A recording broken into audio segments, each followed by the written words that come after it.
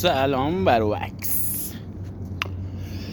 خب اولین لیفتراک 10 تن کوماتسو، لیفتراک قولیه.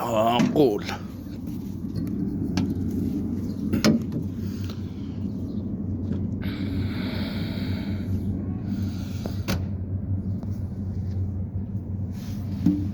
خب از این موتورش آینه و باتری و جای باتریش 2 تا باتری 12، یه دونه باتری 24 خوراکشه. این هم جکاشه که البته ببینید جکش روغن میده بازوش، شاخکاش هم 2.20. چکرم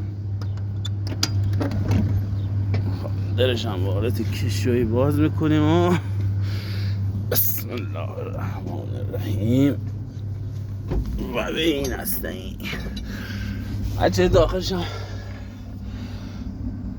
پرده داره و همه چی بند بسات اوکیه. این هم گذاشتیم رو چش نخوره. خب بچه استارت که مثل سواری زیر دنده یه لحظه میزنی رو برق و استارتو میزنی آمپرها شروع میکنن بالا آمدن. یکی کیلومتر شمارش تا 50 داره، بغلی هم درجه باده، آخری هم درجه روغنه. این هم دکمه آفشه، این هم کولر و بخاری و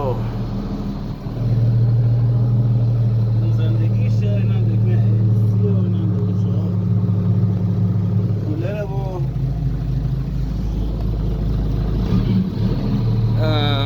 عدد چراغاشون فرق داره. این مال چراغاش، این مال برف پاکنش هم این گوشه است. بچه لیفتراک یه چیز خیلی آسونه. تو معدن به اینا میگن لیفتراک نیمه اتومات.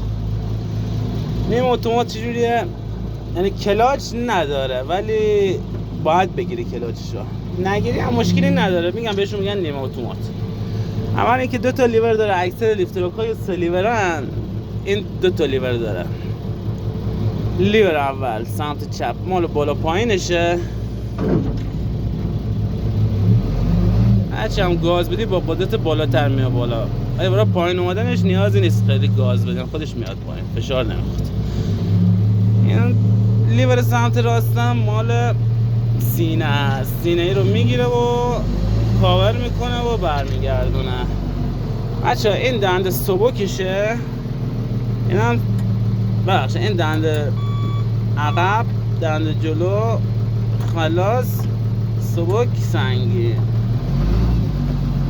سلام سلطان انبارا. خب این شما که خلاص این لیور دنده رو بدی جلو میره. صدای موتور که اومد میدی دنده، میدی گاز میکنی پا تو موتور. این اسکروان هم اینجا میچینی میدی 2 میدی 66. حالا بعضی میدی مثل ما تعطیلن میگیرن دنده عقب